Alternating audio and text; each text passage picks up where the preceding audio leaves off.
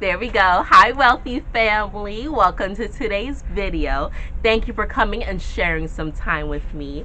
I do not take it lightly because I know that time is one of those things that we will never be able to get back. So I want to make sure that whenever you do come and hang out with me, that you are leaving informed and with that information that you can apply it to your life and be a better version of you. Okay, that's my entire goal and aspiration. Even if it's just one person, like, it brings me so much joy. So today we are going to talk about the Great Conjunction, what everybody's been talking about, this wonderful phenomenon that is happening on winter solstice. I'm going to shed some light on that. Now, first and foremost, my family and we've never celebrated Christmas. We observe the winter solstice is something that we've done for years. Okay, so to see it getting so much traction now, but to see that it's not even the winter solstice that's getting the traction, it's just these planets that's getting the traction. It's kind of like, hey, there's a bigger picture here. Okay, so first and foremost, the winter solstice, December 21st, is just the mark of us moving into the winter days, where the days will be a bit longer, and it marks and it signifies the beginning of the end, I should say, right? It's the beginning of the end of the astrological year. I know that New Year is usually celebrated January 1st, but astrologically that's not how we observe. So the winter solstice is just like that mark. It's like a marker. Okay, my family and I have always observed it. You know, we do different things for Mother Earth and for the family and stuff like that, so that's beautiful. Now this year we have another phenomenon where Jupiter, the largest planet, and Saturn, the second largest planet, will be conjuncting or meeting, right? Meeting in the middle. And basically, they have been moving into this area for quite some time, for some months now. So if you are really susceptible to energy, you have been feeling this energy, okay? However, it will be most potent starting around the 19th. Like, people who are not very susceptible to it, they will start feeling it and seeing the change in the pull. Okay, around the 19th, between the 19th and the 24th, you'll really feel it. Okay, so I myself have been feeling a change for months. I've been feeling something in the atmosphere, right? And it's these two planets, because what these two planets are doing, in a way, if you really want to simplify it, it is accumulation of everything that's been happening in our world. It is a visual representation, astrologically, of righteous versus unrighteous. Okay? And if you will, if you want to make it simple, you can make it where Jupiter is the righteous and Saturn is the unrighteous, only because Jupiter resonates on a more higher vibration. I'm not saying that doesn't mean the planet doesn't have any negative connotation or cannot bring any negative feelings, but all in all, Jupiter is that higher vibrational, that love, that abundance, that prosperity feeling, and Saturn is more of that hidden, I don't want to say occult, but occult, hidden, lower living, three-dimensional type vibration. All the stress that we've been feeling and experiencing could be attributed to how Saturn would make you feel. Okay, and that's a very, very, very, very simplified version of what it really is. Okay, so everyone is making a big hoopla saying that these connections it's really we've had the dates wrong. It's really the end of the world. It's the rapture. It's where the righteous are going to ascend, and melanated people or black people are going to have their DNA activated and are going to get superpowers and whatever else it is that's being said. And that's not necessarily true. Okay, if you are susceptible to feeling energy, okay, you will start to feel an ascension or a reverberating feeling, energetic feeling inside of your body, because it's allowing these higher dimensional energies to flow through you and activate things that have been dormant inside of you for so long. Okay? So, what this great conjunction is doing for those who are conscious of it, it's allowing you to really grow, potentially kind of level up like 2-3 levels in your mental process, in your opening of your first eye, of your pineal gland, of your pituitary gland. Is allowing these energies to really open up and flow, allowing different things to come to you inspired. Okay, it's allowing these inspired divine feelings to bubble up inside of you and allowing you to be more aware of it.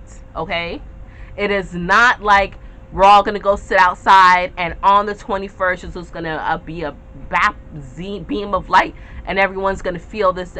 No, that's not the case. Okay, because energy flows. Okay, your energy, which is really what energy is, your energy, INNERG, is going to be at a heightened point where you can access more of your spiritual powers. Okay, your intuition. I did a whole video on what your spiritual senses are, right? Your intuition will be heightened, your perception will be heightened, your will be heightened, your foresight will be heightened. All these things will be heightened. It's going to allow you to use these things in order to maneuver and manipulate and manifest things in your life faster.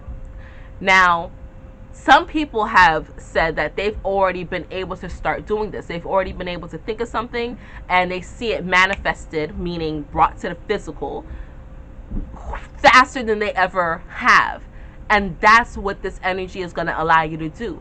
But if you are not a receptive vessel, if you have not been doing the work, you are not going to see a change. There's going to be a lot of butthurt people on the 22nd who are like, whoa, what happened? Nothing happened. Oh, y'all just a bunch of scammers.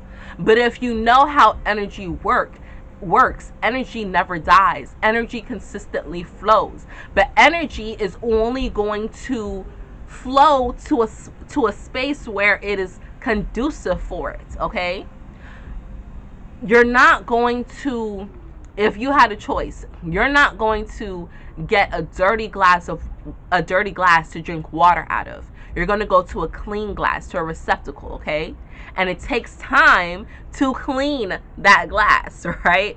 Now, I'm not saying that dirty glass cannot get clean, but you're going to have to put the time and the effort to get it to the point where it can be drunken out of. Okay, so it's the same way with your vessel. If you have not been doing the work, if you have not been meditating and eating better, drinking clean water, removing yourself from toxic environments, then the 21st is nothing is going to happen. And in reality, you can really, if you're anything like me, I've been feeling this for months. Okay, but if you're really not susceptible and you start just paying attention just now, you can start to feel this energy from the 19th all the way up until the 23rd, the 24th. So what are some things that you can do to start preparing yourself, give yourself like an extra heightened advantage? Because again, if you have not been doing the work, this is not religion. Okay, this is not something man-made. This is a natural phenomenon, and when you know the way how things naturally progress, it takes time to get there. Okay, many of us have gone through the religion indoctrination where we're told that you can sin and do all that you want throughout the whole week, and then Sunday you can come and pray it away and God's gonna forgive you right then and there. Boom, it's all wiped out. It doesn't matter what it is that you did Monday through Saturday. Sunday is all forgiven. That's not the way it works. Okay, that's man-made teaching. Okay, the way how nature works, your momentum is already growing and flowing. Okay, so if you have not been detoxing and doing the work and working within yourself and with others around you, then you can't do a wham bam thank you. It's not going to work that way. Okay, it's going to revert back. It's going to backfire on you. All right, so to be ready for December 21st, Stop doing things that you know you shouldn't be doing. That's first and foremost. You know what you're not supposed to be doing. You know that you eat certain things that make you sick. You know that dairy causes mucus. You know you need to cut it out your diet. You know you have that friend who is just toxic and always degrading. You know you need to let them go, okay? You know what you need to do. So stop doing the things that make you feel like crap. That's first and foremost. Secondly, start eating better. Stay away from onions. Stay away from garlic. I love onions. I love garlic. I love those things. I will fry up some onions and make some gravy and eat it with rice, okay? But onions and garlic is detrimental to your spirit, okay? So try to shy away from those things, even if it's just for that week, okay? Even if it's all for next week or leading up until, just try to stay away from those things so your spirit can ascend freely, so you can have that clear channel, okay? Thirdly, you also want to start meditating more. If you can meditate outside, if it's not freezing, then go meditate outside. And fourthly, look up. Start looking into the wondrous things that are above us. Astrology does not rule us or dominate us. Astrology is just what it is. It's just the energy. And however you choose to tap into it, it can now help you elevate your life or guide your life.